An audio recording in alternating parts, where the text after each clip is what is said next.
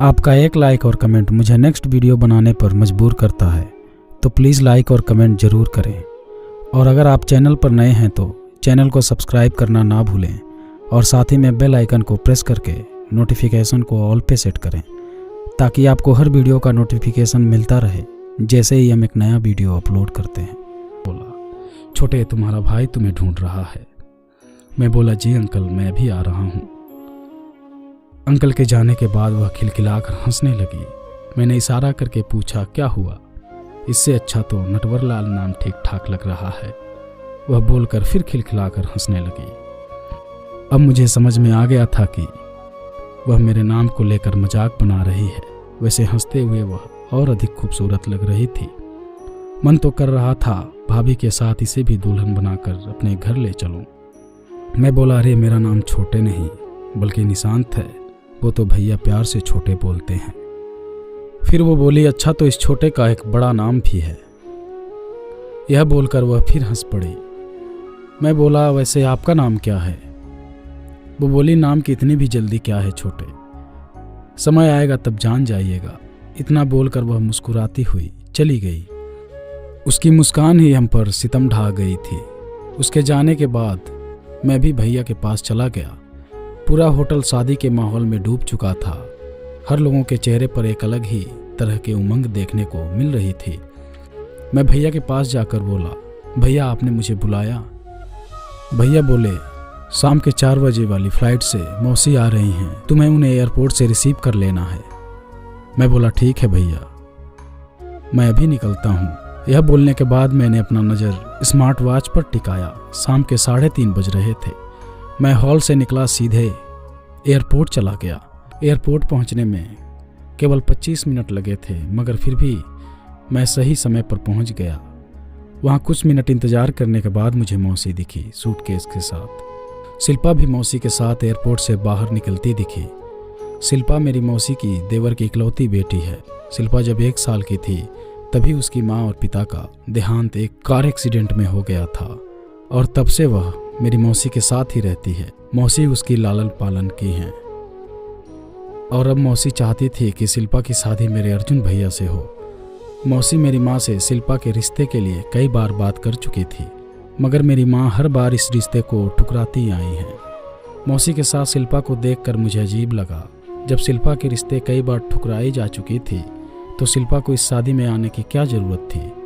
मैं ऐसा सोचने लगा। मैं बोला, मौसी हमारी गाड़ी सड़क के दूसरी तरफ खड़ी है, हम गाड़ी में चलें। मैंने गाड़ी की ओर इशारा करते हुए मौसी से कहा। वो बोली, बेटा मेरे साथ शिल्पा भी आई हुई है। मैंने शिल्पा से बोला, हेलो। वो भी बोली, हाय।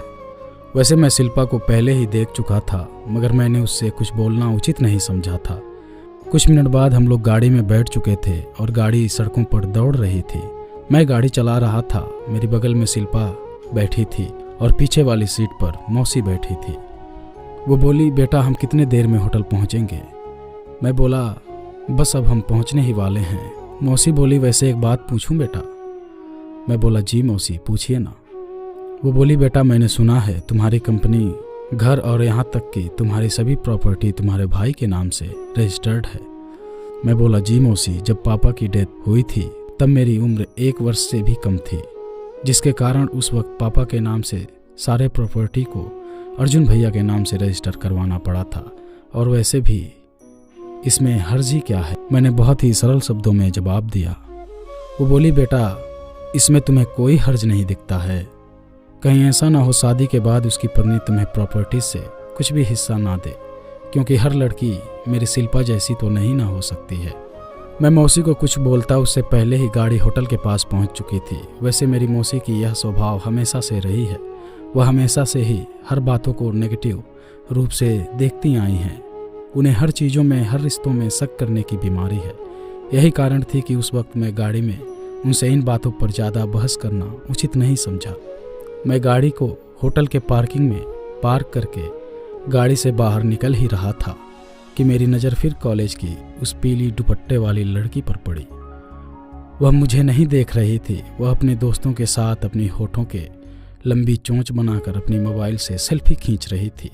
फिर उस लड़की के पास कोई लड़की आकर बोली, दीपा दीदी सब लोग डांस कंपटीशन कर रहे हैं, चलो ना हम भी डांस करते हैं। वो बोली वाह सच में, तो फिर हम लोग भी चलते हैं। वह खुश होते हुए ये बात बोली। मैं मन में सोचा वो तो पीली दुपट्टे वाली लड़की का नाम दीपा है। मैंने देखा कि वो लोग होटल के डांस फ्लोर पर जा चुके थे। डांस फ्लोर पर हनी सिंह का गाना फुल बेस पर बज रहा था। मेरी नज़र अचानक डांस करती लड़कियों की ग्रुप पर टिकी। कुछ लड़कियां इस गाने पर ज़बरदस्त डांस कर रही थी। उन्हीं लड़कियों के बीच दीपा भी थी। गजब की परफॉर्म कर रही थी। बहुत खूबसूरत तो थी ही, वह डांस भी गजब की कर रही थी। मेरी नज़र उसके चेहरे से बिल्कुल 1 सेकंड के लिए भी नहीं हट रही थी। तभी एक साथ सारे लोगों की तालियों की आवाज़ सुनाई पड़ी, जिसके कारण मेरा ध्यान लड़कियों से भंग हो गया। गाना खत्म हो चुका था। सभी लोग इस डांस परफॉर्म के लिए तालियां बजा रहे थे। अब लड़के वालों के डांस करने की बारी थी। मेरे कुछ दोस्त डांस करने के लिए गए और साथ में डांस करने के लिए मुझे भी बुला रहे थे, मगर मैंने मना कर दिया। फिर दीपा मेरे कान के पास आकर बोली, छोटे तुम्हारे अंदर पावर नहीं है क्या? ऐसा तो नहीं है मेरी डांस देखकर डर गए हो? मैंने पलट कर देखा, वह अपने आंखों से इशारा कर मुझे डांस टीम में जाने को बोल रही थी। साथ ही वह अपने अंगूठे से लूज़र का इशारा भी कर रही थी। इसके बाद मैंने कुछ सोचा नहीं, सीधा डांस ग्रुप में चला गया। फिर जो डांस किया वह सबके होश उड़ा देने वाली डांस थी। लोग तो पहले से लड़कियों के डांस देखकर लड़कियों के डांस को ही सबसे बेहतरीन डांस मानकर बैठे थे, लेकिन जब हम लड़कों ने डांस किया तो सब लड़कियों की डांस चीनी कम पानी हो गई थी। परफॉर्म ख़त्म होने के बाद मैंने सभी लोगों को ध्यान से देखा। सारे लोग तालियां बजा रहे थे। भाई लड़कों में भी दम है। बैठे उन सभी मेहमानों में से किसी एक ने बोला। उनकी बात सुनकर मेहमानों की तालियां और तेज़ी से बजने लगी। मैं बोला, क्यों दीपा डार्लिंग, मेरा डांस कैसा लगा? वो बोली, तुम्हें मेरा नाम कैसे पता हुआ? मैं बोला, दीपा जी हम भी थोड़े स्मार्ट हैं। पहले तो उसने अपनी आंखें चढ़ा ली, फिर कुछ पल बाद मुस्कुराकर अपने अंगूठे से लूज़र का इशारा कर वहाँ से भाग गई। वह जितनी बार मुझे अपने अंगूठे से लूज़र बोलती थी उतनी ही बार उससे प्यार और अधिक बढ़ जाता था, क्योंकि उसी वक्त उसके चेहरे पर असली खुशी और क्यूटनेस दिखाई देती थी। मैं दीपा को वहाँ से जाते देख ही रहा था कि मेरी कानों में कुछ लोगों की आवाज़ें सुनाई पड़ी। मुड़कर दूसरी तरफ देखा तो कुछ लोग साथ झुंड बनाकर खड़े थे। मैंने वहाँ जाकर देखा तो मौसी गुस्से में बोल रही थी, अरे कैसे होटल में तुम लोग शादी कर रहे हो? यहाँ के वेटरों को तो तमीज़ से बात करनी भी नहीं आती है। मैं वहाँ पहुँचते ही बोला, क्या हुआ मौसी? वो बोली, जब मैंने इस वेटर से कॉफ़ी मांगा तो इसने बोला अभी टाइम लग सकता है, और जब मैंने पूछा क्यों तो यह बदतमीजी करने लगा। वेटर उसी जगह पर अपने गाल को दाहिने हाथ से पकड़कर खड़ा था। मौसी ने इस वेटर को एक जोरदार थप्पड़ जड़ दिया था। कुछ देर बाद वहाँ उस होटल का मैनेजर भी आ चुका था और वह अपनी वेटर की ओर से माफ़ी मांग रहा था।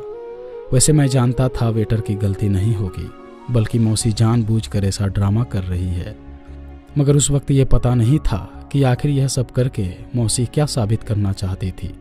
मैं बोला, मौसी ये लोग माफ़ी मांग रहे हैं, इन्हें माफ़ कर दो, अगली बार ऐसा नहीं होगा। फिर मेरी माँ वहाँ पहुँचते ही मौसी से बोली, क्या हुआ दीदी?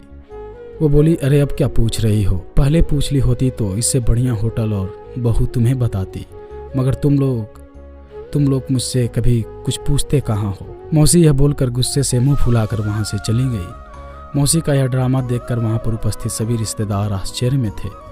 कुछ समय बाद मैं अपने दोस्तों के साथ जयमाला वाली स्टेज के पास बैठा था। तभी उसी वक्त वहाँ 10-12 वर्ष की लड़की मेरे पास दौड़ कर आई। वो बोली, इनमें से छोटे भैया कौन है? मैं बोला कि मैं हूँ, क्या बात है? वो बोली, ये लो, आपके लिए दीपा दीदी ने भेजी है। उस बच्ची ने कागज का एक छोटा सा टुकड़ा देती हुई बोली।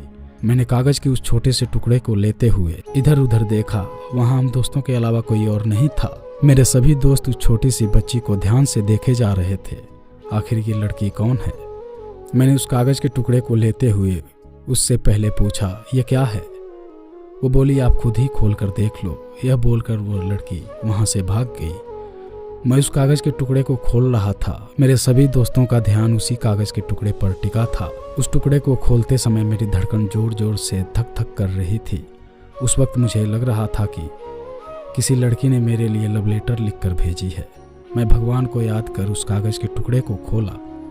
उसमें लिखा था, दम है तो दूल्हे के जूते बचा लेना, वरना। कागज के टुकड़े में लिखा यह पढ़कर अपनी नज़र आगे की ओर किया कुछ दूर पर कुछ लड़कियों का झुंड हम लोगों को देखकर खिलखिलाकर हंस रही थी। उन लड़कियों में दीपा भी थी। शाम के 6 बजने वाले थे। दूल्हा दुल्हन मंडप में बैठ चुके थे। सभी मेहमान कुर्सी पर बैठे थे। पंडित मंत्रों का जाप कर रहे थे और मैं भैया के सामने थोड़ी दूरी पर बैठा था, जहाँ से दीपा अच्छी तरह से दिख रही थी। उस वक्त दीपा हरे रंग की लाल लहंगा चुन्नी पहन रखी थी। उस लहंगे चुन्नी में उसकी सुंदरता उस वक्त पूरी तरह से निखर कर बाहर आई हुई थी। उसके हसीन चेहरे से अपनी आंखों को हटाने का जरा सा भी दिल नहीं कर रहा था। मैं जब भी उसे देखकर मुस्कुराता था, बदले में वह भी कभी कभार थोड़ा मुस्कुरा देती थी। जूता चुराने की धमकी मुझे अच्छी तरह से याद थी, इसलिए मैं जूते की देखभाल के लिए अपने दोस्तों को जूते के पास ही बैठा रखा था और मैं इधर दीपा पर नज़र रखा हुआ था। मैं जानता था अगर दीपा भैया का जूता छुपाने में कामयाब हो गई तो फिर हम लड़कों की बहुत बेइज्जती हो जाएगी। खासकर दीपा तो लूज़र बोल बोल कर प्राण ही ले लेगी।